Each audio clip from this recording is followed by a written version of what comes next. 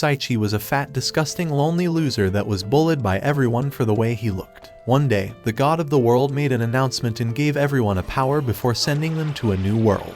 However, Saichi was the only one left without any powers, and kept being made fun of. Once everyone was teleported, God gave him one more special skill, which allowed him to eat mysterious fruit that transformed him into an attractive man that would end up marrying the goddess. In his final moments, he wondered how his life ended up here. After transporting into the new world, Saichi was hungry and had went on for 5 days without food or water until a worm appeared before him. As he desperately tried to reach for it, something hit him in the head, and he finally saw a fruit ahead of him. After analyzing it, the appraisal system defines this as the fruit of evolution. He thinks this sounds like a scam, but takes a bite anyway only to throw it up. A voice activates in his head, announcing that the effects of the fruit will now be activated. He sits in shock, worrying that he's about to die. But nothing occurs. Saichi walks around to find monkeys dancing around and appraises them to be level 120. They walk away from their base, and he sees all the fruits of evolution that they left and decides to store all of them in his box along with the best recovery potions in the world. His schoolmates are all gathered without him, but not a single one of them cares about his fat ass face. Emotional damage! Throughout the week, he continues eating the rest of the fruits of evolution until he's down to his last 2. The godlike announcer gives him more power-ups, but the monkeys are back to beat him up for stealing their food. He drinks an elixir to recover, but the monkey rushes forward in a flurry of speed and knocks him down. It reaches towards his body to eat him, but even the game thinks he smells disgusting and kills the monkey with his body odor. Treasure drops before him along with a book that he reads, and he hears the announcer telling him that his evolution will now begin. Before he knew it, he had woken up with a skinnier body and remembers his body being dismembered and his bones being broken until his body had transformed. The announcer adds 1,000 to all skills, making him one of the strongest beings while still having 9 out of 10 evolutions left. However, his level is still level 1 after killing the monkey, so he decides to run around hunting level 300 monsters to increase his level and evolutions with his new super speed abilities and guillotine kicks. But no matter how many of them he defeats, his level never increases, so he decides to continue collecting treasures and gaining special abilities in the meantime, even acquiring legendary daggers in the process and reading about the history of the wolves. His evolution commences once more, and after a week of hunting monsters, he only has 1 evolution left. But before he can recover, monkeys have surrounded him once more, and a giant red monkey asks him to fight against it. Saichi asks if he could refuse, but the monkey denies him because he's ugly. That one there was a violation. Personally, I wouldn't have it. Saichi appraises the monkey, seeing that it is a level 700 monster and that he's been surrounded by the enemy. The red monkey prepares a giant punch towards the ground, but Saichi dodges with his incredible speed. The monkey is amazed as this is the first time that anyone's ever survived its first blow. No matter what's happened, everyone has been weak until now, so she falls in love with him. The battle continues, and Saichi attempts to retaliate, but the red monkey vanishes towards him and punches him across the field. The force is enough to nearly kill him, and Saichi hangs on to his last remaining HP before dying. But the red monkey doesn't kill him. Instead, she introduces herself as Saria. Saichi wonders why she has the name of a pretty girl, and attempts to slash towards her, but the monkey leaps towards the sky, complimenting his skill and thrusting towards him in a last-ditch effort to end him. Realizing that he's about to die, Saichi decides that he will show the monkey his overpowered abilities, and uses his magical powers for the first time. However, the water falls on top of him.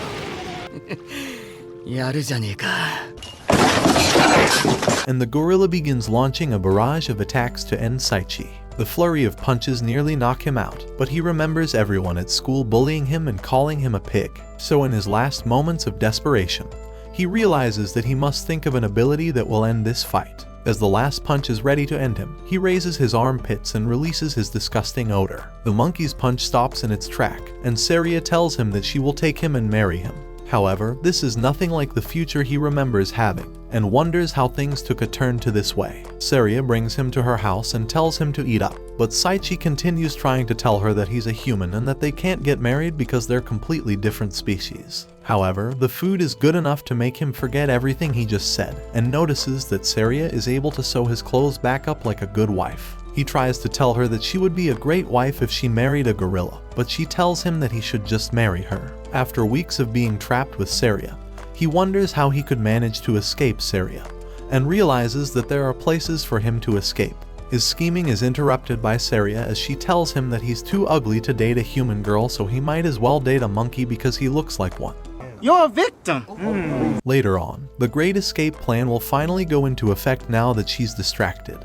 But a giant spider is ready to kill him. Saria realizes he's in danger and punches the spider to the sky. She asks him if he's okay, and he realizes that she truly cares about him. This entire time she's been so worried about him, yet he keeps rejecting her just because they're different species. Meanwhile, a skeleton sits below them, remembering how he lost faith in humanity and cursed this entire world. He wishes for someone to save him from this darkness. Saichi continues spending his days with Saria, thinking that it's not so bad after all. However, she reveals to him that she's been searching for the fruits of evolution to give to her future husband. He tries to deny knowing anything about it, but Saria tells him that they allow a person to ascend to the peak of their race as long as they don't eat 11 of them, because then they will die. She tells him she will kill whoever stole them from her, but Saichi bends on his knees and asks her not to kill him. This only motivates Saria to marry him more, but after he screams that he doesn't want that, she asks him if he hates her. He tells her that he doesn't hate her, but Saria doesn't care about the rest and is ready to marry him now. After she leaves, Saichi takes his only opportunity to escape and runs into the forests. On the other side of the planet, the god of the world has greeted all of the high school students and told them that they were the only ones capable of defeating the demon lord of this world because of their incredible strength. But weeks pass of just training, and their commander forces them to continue training before they leave and die in the wilderness. Saichi continues running away for his freedom, but Saria has finally caught up to him and sprints like Usain Bolt while screaming at him to not go that way. Saichi will never be her prisoner again, and uses his instant movement to disappear away from her at super speed. They continue running until Saichi finally approaches the entrance to a cave filled with red air. His only course of action is to enter after hearing Saria's scream, and after exploring it for a while, he sees a skeleton sitting on a throne. The skeleton welcomes him, telling him that he must be rather strong for making it this far. When Saichi appraises the skeleton, he sees that it's only a level 1 Dark Lord. He wonders how he's so weak, but the Dark Lord tells him to check again because it deceived him. Saichi sees his level is 1500 and knows that he's about to meet his doom. The Dark Lord vanishes in an instant behind him, ready to kill him with a slash of his sword. In the last moment, however, Saria steps in between them, getting stabbed to save Saichi's life. Saichi holds on to Saria, and she tells him that she's glad she was able to make it in time to save him. He screams her name, telling her that he will get her a recovery potion, but she tells him that she's glad that he finally called her by her name, because she is already dead. She says that she's only been able to keep talking because of her special ability, but it won't last long. He wonders why someone like her would love him, especially when he would constantly call her awful things and not even see her the same as him. But for Saria, Saichi was the only person who ever interacted with her normally, so she enjoyed someone finally treating her like a normal person. She asks him for a final request, that he continues smiling for her. The Dark Lord is infuriated with their ridiculous love, and Saichi summons his sword, telling him that he knows nothing of it. He vanishes behind him, summoning his bone and sword and slashing against him. Saichi screams that Saria was a kind girl like he would never imagine. Memories of their time together flash his head, and he screams that he loved Saria. She hears his words, and a golden glow begins to wrap around her. He casts his magical ability, sending water streams toward the Dark Lord, but they are all swallowed by his magical void hole. The Dark Lord commands him to accept his death, but Saichi tells him that he hasn't responded to Saria's feelings yet and hasn't gone through his last evolution yet. He vanishes towards him with instant movement and pierces towards the Dark Lord.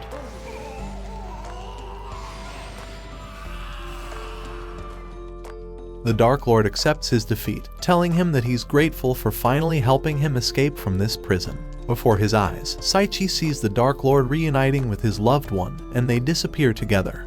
Saichi runs towards Saria, and she tells him that she really wanted to be his wife. They kiss each other, and she thanks him as her tears fall. She glows brighter, about to disappear, but he sees the prettiest girl laying there. She runs towards him and hugs him, asking him if he recognizes her. She is Saria, and Saichi realizes that this entire time he's been with the prettiest goddess in the world. They read the tragic story of the Dark Lord together, but Saichi tells her that they were at least able to reunite him with his loved one after working together. They open the treasure chest, and he gives Saria an outfit to cover herself. The godlike announcer continues giving him power-ups, and Saria asks him what he's getting. He tells her that it's a gift from the heavens, but the announcer finally gives him the last bit of information. The great amount of experience he has received will now finally allow him to evolve. After his evolution, his eyes and voice change and he becomes taller. He tries to show off, but Saria feels like a river of water is about to come out of her Sorry, I meant a river of water is going to come out of her eyes because she's crying. Yeah, that's definitely what I meant.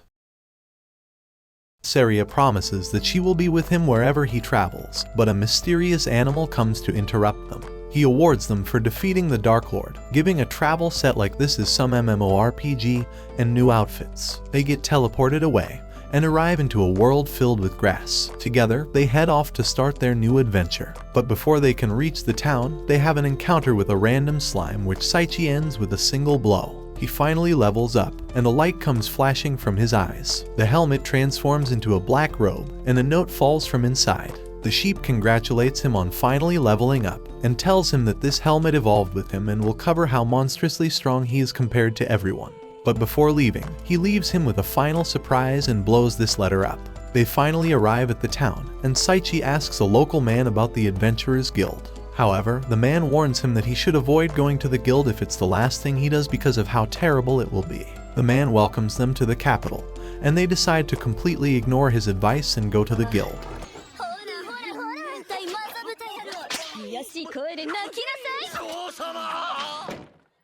Open the door or I'm gonna throw rocks through your windows, you dumb whore.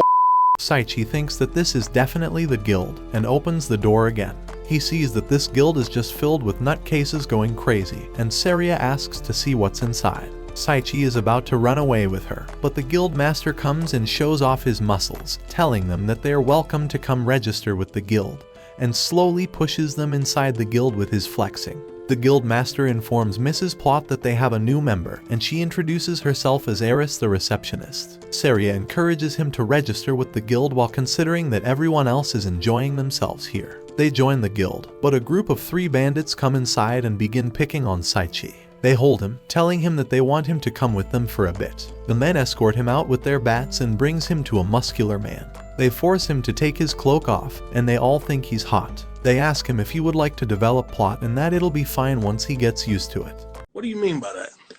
With his full speed, Saichi runs away from them, but that only strengthens their resolve to want his strong muscular legs. The master is impressed that he was able to still come back after all that because most newcomers don't survive. The guild master informs them of their first quest to gather money and introduces them to the superior, who will be accompanying them, Artoria. Saichi looks at Artoria and appreciates her overpowered laser blasters. Artoria yells at them, telling them that she will never adventure with them.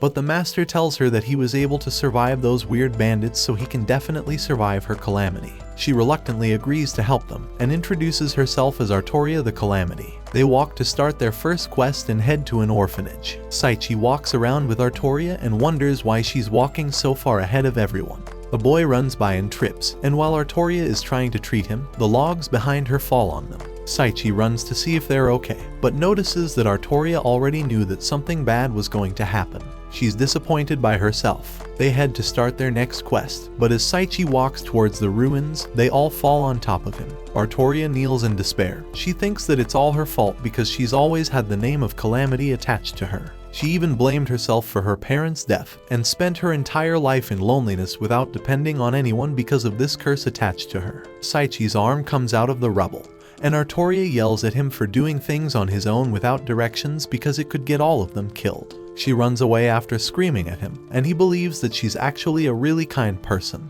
The school is still undergoing training, but after even 5 months of this, none of them are strong yet. Later on, the receptionist asks if they have a place to stay out, but because they're nomadic travelers, they of course don't. Artoria invites them to stay with her, and they gladly accept her kind offer. Their travels continue together, and Artoria asks him to gather more herbs before heading home. But after searching for hours, he overhears a group of 3 goblins talking about catching humans. Saichi decides to interrupt them, but they tell him that they will kill him for overhearing their secret plan of overtaking the human realm. They call forth their giant troll, and the giant troll uses his entire might to strike down Saichi. However, Saichi has had a hidden skill this entire time, the ability to take the opponent's blow and transfer the damage onto them. He attempts to ask them about the herbs, but they all turn around and run away from him. Their superior asks them why they disobeyed her and entered the human realm, and they tell her that they wanted to be of more help for her. They set up teleportation spells across the entire realm to the Black Dragon God's entrance. Their master is pleased by how evil they were, but will still punish them for disobeying her with 500 whips. The day of the final guild test comes for Saichi and Saria, and Artoria is going to proctor them. The day begins as usual, and Saichi and Saria attempt to defeat a slime to achieve their mission. However, the slime teleports before they are able to hit, and Artoria notices that there were hidden teleportation spells across this entire land. She tells them to walk back to the guild, but accidentally activates a teleportation spell. Saichi and Saria hold on to her and enter the place with her. They wonder where they have been teleported to, and Artoria tells them to stick close to her and hands them a stone that will allow them to find her if they get separated. But before they know it, Artoria steps on a stone that causes a wall to raise from the floor and separate both of them. Saichi panics and tries to punch the wall with his full might, but only hurts his hand instead. Artoria desperately battles alone, bleeding as she fights a mummy but builds up the courage to slash it down. Saichi and Saria begin looking for a way to find Artoria, and Saichi finds a secret chest but decides to just ignore it. The chest begins talking, asking them to open it and releasing limbs from inside. It jumps towards them, and Saichi destroys it with a single hit. They look inside the chest for the loot, and Saichi finds a misfortune ring that has the ability to multiply the wearer's luck by -2. A light shines from Saria's plot, and she wonders why the stone Artoria gave them is shining red. Meanwhile, Artoria enters the boss's lair, and the dragon welcomes her to her death as she prepares to fight it off. They realize that the stone she gave them only lit up red if she's in danger. They try to use the guide stone to locate her.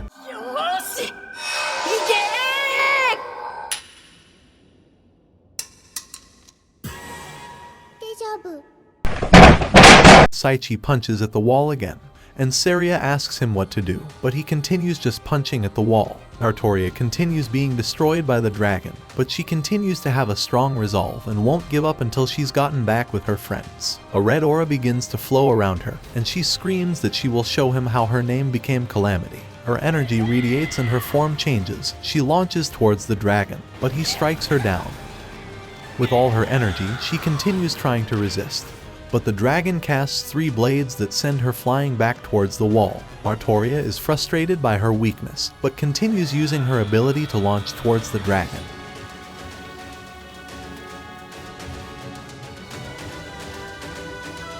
However, he stabs her in the chest, casting her aside and saying that she impressed him. Artoria's final seconds are spent thinking about Saichi and Saria, and how they were the only two that ever brought her a smile ever since she's been cursed with this misfortune. The dragon blows his fire breath, and she apologizes for having them die because of her.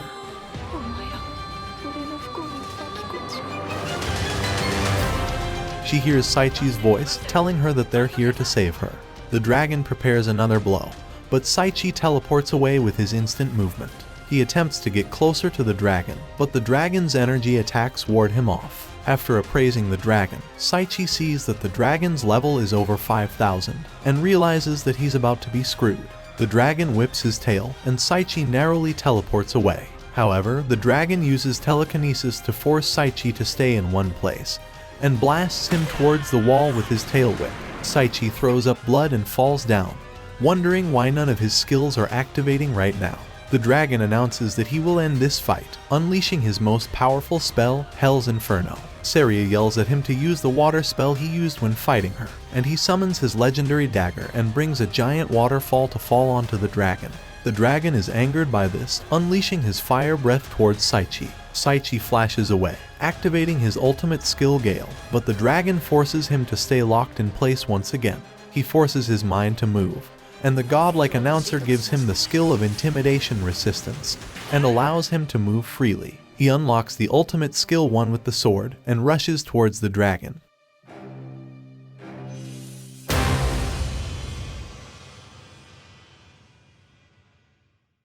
The announcer spams the leveling up button, and Saria runs to hug him. Artoria's been saved by Saria's healing herbs, but they still haven't found a way to escape. Saichi rushes to open the treasure chest to find a way to go home, but sees the dragon's gem overpowered statistics and decides to eat it to increase his magical strength.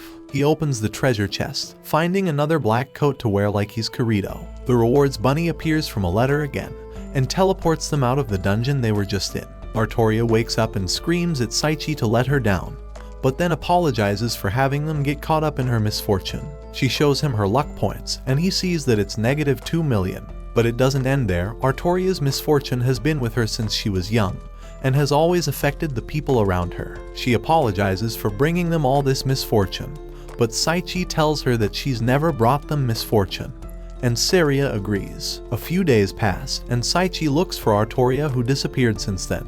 He finds Artoria sitting in the rubble he created during their test and tells her that everyone loves her and misses her. Saichi wonders how he could make her feel better, so he hugs her and tells her that he will stay by her side for as long as it takes until she can truly smile from her heart, causing Artoria to cry. Later on, Artoria thanks him for how kind he was for her, and Saichi wonders if there was any way to get her out of her misfortune. His memories remind him of her telling him that her luck has always been negative, and he realizes that he found his answer. Saichi asks for Artoria's hand and puts a ring on her finger. Saichi tells her that this ring is the ring of happiness, and it will negate her curse and double her luck, making it go from negative 2 million to positive 4 million. Artoria will no longer be the calamity, and he reassures her that he will always fully support her. She pushes him off of her, running away. He searches around for her, and after a few days of looking, he finally finds her. Saichi builds up all of his courage to try and clear up this misunderstanding.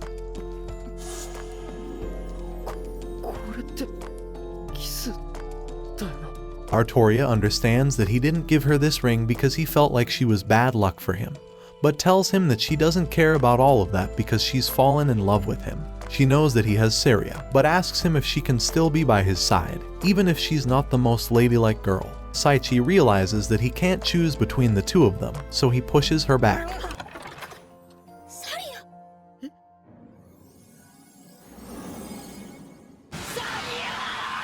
Why are you running?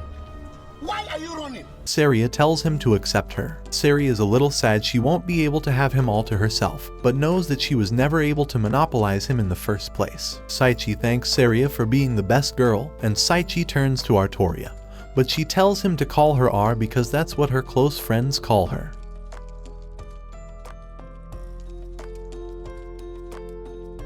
A few weeks later, Saichi and Saria's meal was interrupted by the guild master, who keeps flexing his humongous light bulb in their faces. After his routine, he enlightens them on how a horse can carry adventurers heavy loads when traveling long distances. Saichi listened closely, but was creeped out by the fact that Gussel and his horse wore matching underwear. Once he was done with all his flexing, Gussel pulled a map from his plot armor and gave it to Saichi. The map would direct them to the location of a stable from which they could get a good deal on a sturdy horse. At the stable, the owner wondered if Saichi came looking for a horse to enter the Royal Cup competition, an intense and deadly race where players competed on horses for the chance to win extravagant prizes. He went on to show Saichi the horses on display at his stable. The dragon horse was a top pick for most adventurers, but it was the most expensive one to obtain. The deer horse, although it looked dumb as had the greatest horsepower, but a single slap was enough to isekai it. The last horse on display was actually a female donkey,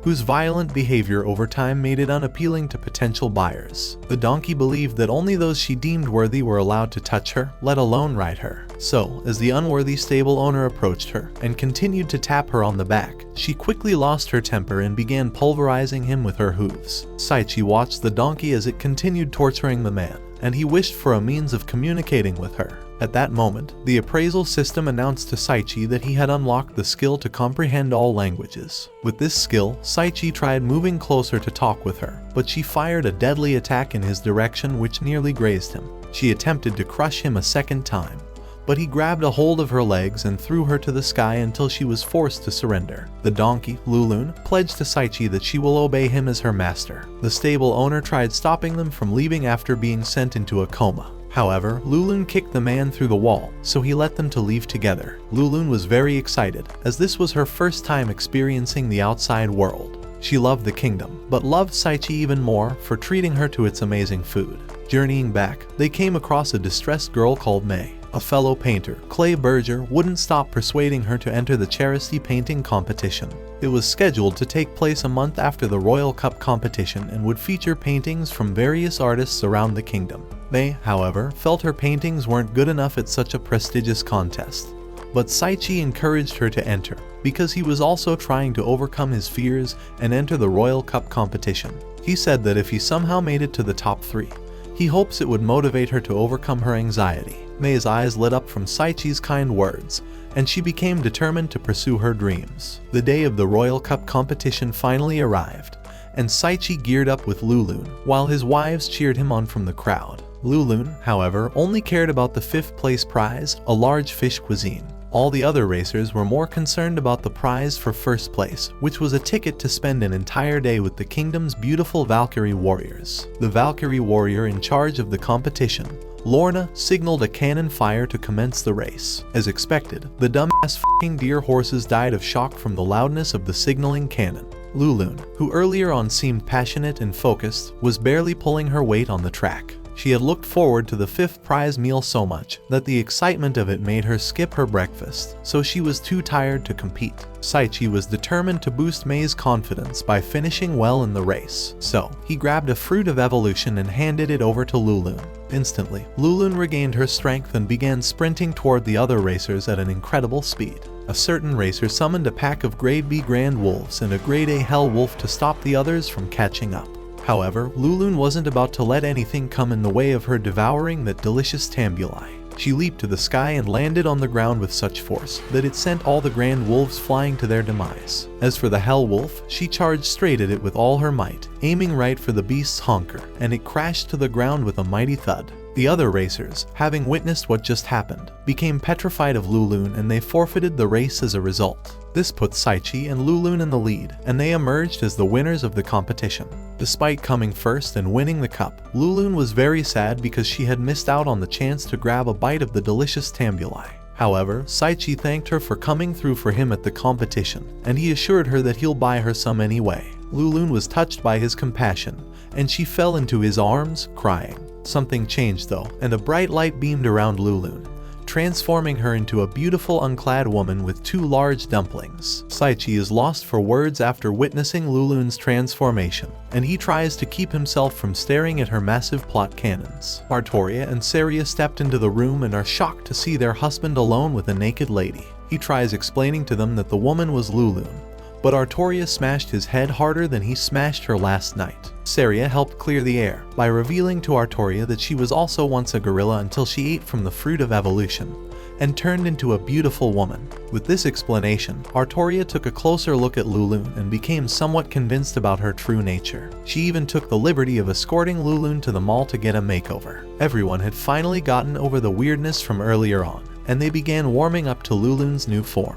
2 Valkyrie warriors approached them at the mall, and without much explanation, arrested Saichi and took him away. Meanwhile, in the demon world, the daughter of the demon lord called an important meeting with all the commanders of the demon lord's army. She invited them over to discuss the possibilities of allying with the Wimberg kingdom. They were taken aback by her proposition, given the fact that humans were the primary reason demons lived miserable lives. Still, out of loyalty to the demon lord, they all aligned with her plans. However, Kraze, the demon lord's aide, didn't warm up to the idea at all, and he had sinister plans of his own. Back in the human world, Saichi was being escorted to the Arkshell castle to spend an entire day with the Valkyrie warriors. Kanazuki and the other heroes were transported to Barbador Academy, where they would serve as puppets in the war against demons. Saichi met with the leader of the Valkyries, Louise Baltz, one of the greatest swordsmen, and she asked if she could play with his sword. What do you mean by that? Saichi was more interested in leaving the castle as soon as possible, but couldn't back down at this point. Louise pulls out her sword and slashes at him with fierce speed, but he narrowly evaded her strike. She smiled at him, stunned that he managed to dodge her first move. She goes harder the second round, and strikes him with a flurry of attacks, while her teammates watch in amazement as Saichi dodges every single one of her swings. As she leaped and prepared her final strike, the system announced to Saichi that he had unlocked 3 overpowered skills: Adaptation Activating, World Vision, and reflexive defense. With these new skills, Saichi was able to counter Louise's attack, and he pointed the edge of his sword at her, cementing her defeat. All the Valkyrie warriors were shocked to see that there was someone who could defeat their precious captain. Louise took a step forward and knelt before Saichi, calling him master. Later on, she apologized for her behavior and gave him the story of her life. She was able to wield the sword at a very young age, and the more her skills progressed, the more people shied away from being friends with her. When Saichi defeated her in battle, she had finally found someone who wasn't afraid of becoming her master. Saichi told her to keep it vanilla and to call him teacher instead, and he was awarded the instructor skill. However, before they could get the opportunity to practice, they heard a high-pitched scream from within the castle walls. A servant informed them that an intruder had entered the castle and attacked the king. Louise and the other Valkyries rushed to the scene of the crime, but they prevented Saichi from coming along because he was an outsider. However, using his world vision skill, he was able to pinpoint the location of the assassin, and he planned to defy their orders by helping them capture the culprit. Saichi appraised the assassin to get an idea of who he was up against, but was shocked to discover that the assassin was an 8-year-old girl named Olga Kamiria. She broke through the roof, and upon noticing Saichi, she threw her daggers towards him. However, he caught the daggers effortlessly, with a single hand, and his reflexive skill was activated and forced him to throw the daggers towards Olga, pinning her against the wall. When he noticed that she was okay, he let out a sigh of relief, fearing that the daggers might have hurt her. Still, she quickly unpins herself from the wall and sprints towards him with a series of attacks. Saichi dodged every one of her attacks and knocked her unconscious with a single strike on her neck.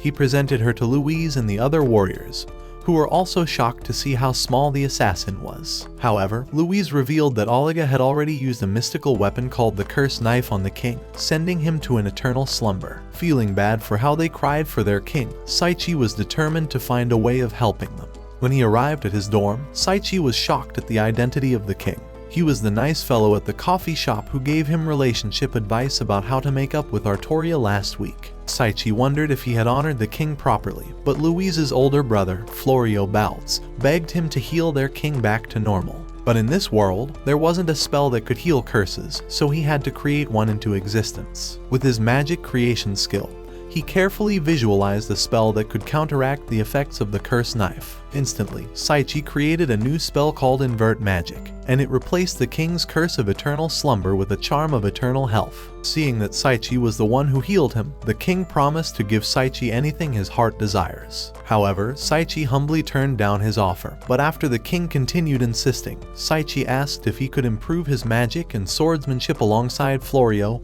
Louise, and the other Valkyries. At the Khazir Empire, Zakia wondered why the king decided to send off their heroes to Barbador Academy. But it wasn't the king, it was an evil mastermind called Helio behind the order, and he had enslaved the heroes using an enchanted bracelet. Hearing this infuriated Zakia, but before he could react, an arrow came flying at great speed to the king's direction. Immediately, Zakia sliced the arrow in half with his sword, and the king commanded him to find the person who was trying to assassinate him. At the Arkshell Palace, Saria and the gang pay Saichi a surprise visit. When Artoria found that Saichi had unlocked another girl in his harem, she was ready to pound her fists into Saichi's face. However, Saichi tried explaining that Louise is the leader of the Valkyries, and nothing more than an apprentice of his. They all introduced themselves, and Florio was shocked that Saichi was able to have a fucking wife, a girlfriend, and a fucking servant. He told Saichi that he's on his way to becoming a great Muslim man.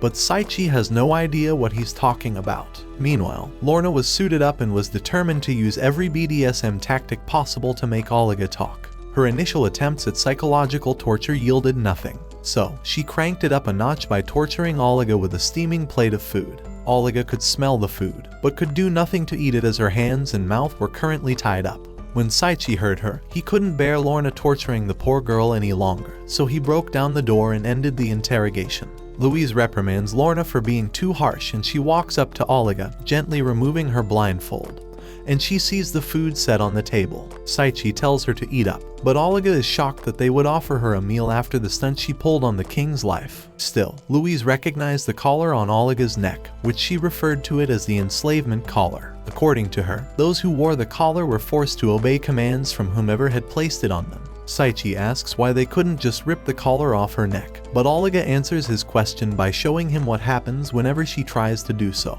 She immediately got struck by lightning, so Saichi decided to use his magic creation skill to create a spell that would free Olga from the caller's bondage. With the word enslavement, he couldn't think of a way to imagine freedom, but a man popped up in his head. President Lincoln was the greatest symbol of freedom, so after imagining him, he was able to create a new spell that instantly shattered the collar over Olga's neck. She breaks out in tears for finally regaining her freedom after such a long time, and Saria rushes over to comfort her. After she was done crying, Olga tells her story to everyone. When she was younger, her kind was persecuted by the Kaiser Empire just for being beastfolk. She was separated from her mother at an early age and was forced to become a deadly assassin for the Empire. She felt guilty after telling her story, but Saichi assured her that she was a good person. He told her that it wasn't her fault for being manipulated by the Kaiser Empire, and that he will treat her as his little sister from now on, because we needed a cis-con dynamic too. Later on, Saichi was learning to control his monstrous magic power. However, wanting to get the control skill,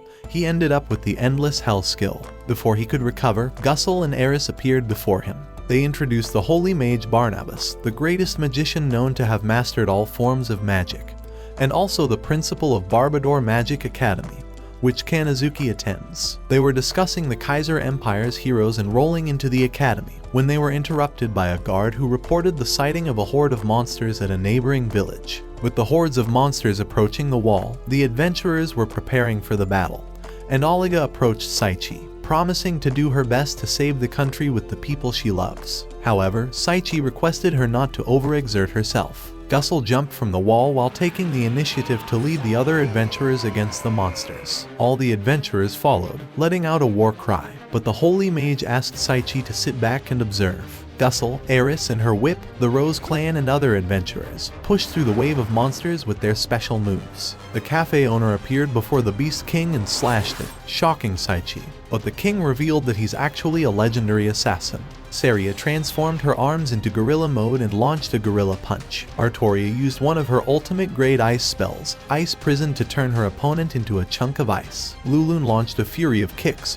and Olga skillfully assassinated any monster in her path. The Holy Mage was not about to be overshadowed by a pair of younglings, so he launched the magic spell Chaos Rain. However, this was not enough, so he went on to use his ultimate AoE magic spell, Chaos Tornado, and annihilated the enemies on the field. With all their powers working together, Saichi was confident they would win the battle, but noticed a horde of monsters hidden deep within the forests. This horde was twice the size of the original horde, and each of them had the level of an S-rank monster. This was the final battle, and it was going to determine the fate of their kingdom. But none of their attacks were able to deal any damage. Saichi tried thinking of a way to create an ultimate spell to defeat all the monsters, so he envisioned a spell that would annihilate all the monsters from the sky, as if it were God's judgment.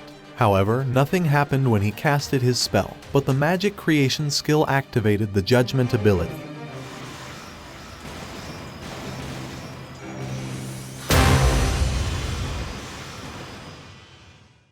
Saichi appraises his new skill and discovers that God's judgment defeats anyone he recognizes as harmful. With the battle finally won, everyone screamed in happiness, and the light from the defeated monsters blasts into Saichi, allowing him to level up hundreds of times. With the battle finished, all the lights from the defeated monsters blasted into Saichi, and he levels up. Saichi notices that the system voice now talks in a polite manner, and it tells Saichi that he has unlocked a lot of new skills. The king commends Saichi's efforts and takes his leave. Saichi's friends ran over to finally see him after the battle, and Oliger reminded him to pet her head. The Holy Mage asks Saichi to pet his head too. Hell no, to the no, no, no, yeah, to the no. He apologizes for that, and asks if Saichi would come to his academy and become a teacher. Saichi asks why he made the sudden offer, so the commander tells him that the wide-range spell he cast on the monsters was the most powerful ability he'd ever witnessed. Saichi rejects his offer because he didn't want to be apart from his friends, so the Holy Mage says that his friends could come along with him. He thought that Saria would be the perfect student, Artoria could be the plot-filled teacher, Lulun could be their martial arts coach, and Olga can become his maid. Saichi wasn't against it, and all the girls agree to follow him wherever his future takes him. He will finally get to attend school once again, this time with his entire harem. With his last few days of freedom before school began, Saichi decided to spend them taking Lulun out to eat her favorite meal, and went with Artoria to watch a movie. When it was Saria's turn to go out on a date with Saichi, she asked if she could bring Oliga along because she was constantly left out. As they spent their day together, Saichi and Saria were glad to see Oliga having fun. And over the river, Saichi thanks Saria for falling in love with him and tells her that he loves her too. Hearing those words had Saria crying.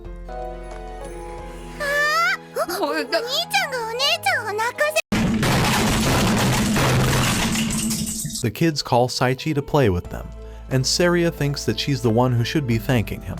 As they continued playing, a balloon came flying from above, and Saichi recognized one of the girls. The announcer told everyone that the painting competition is about to begin.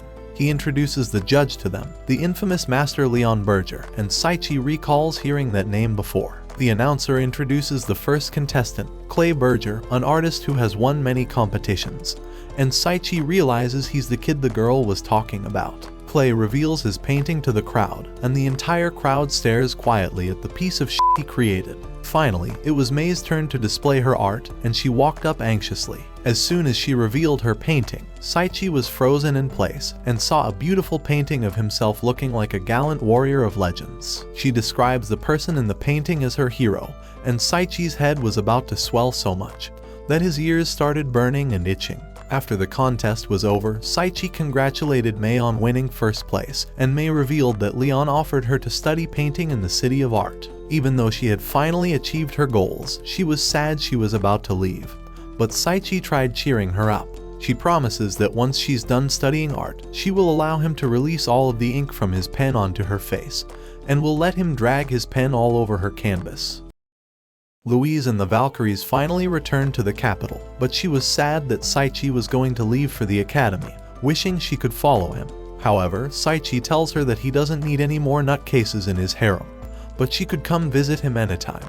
Meanwhile, the Demon Lord scolds Craze for failing him again, but she apologizes and informs him that the apostles are in the process of gathering the despair needed to sustain him. The Demon Lord says that it is not enough and asks for more despair, death, misfortune, and chaos. Craze wonders where they could find such a huge amount of darkness, so Ingria and Lister suggested that they could take the life of students from Barbador Magic Academy. At the kingdom, Saichi, Saria, Artoria, Lulun, and the Holy Mage are about to depart on their journey, and they bid farewell to everyone. Saichi is leaving the one town that gave him a kind and warm welcome in this world, and he reflects on all the fun experiences he had in it. The Holy Mage informs them that they are almost at the academy, and Saichi wonders what kind of life awaits him at school. Suddenly, a mysterious Power Ranger appeared on the top of his carriage and introduced himself as the hero of justice, the Garland of Certain Victory. Saichi realizes his life at school is going to be f***ing awful, but at least all the girls will be with him.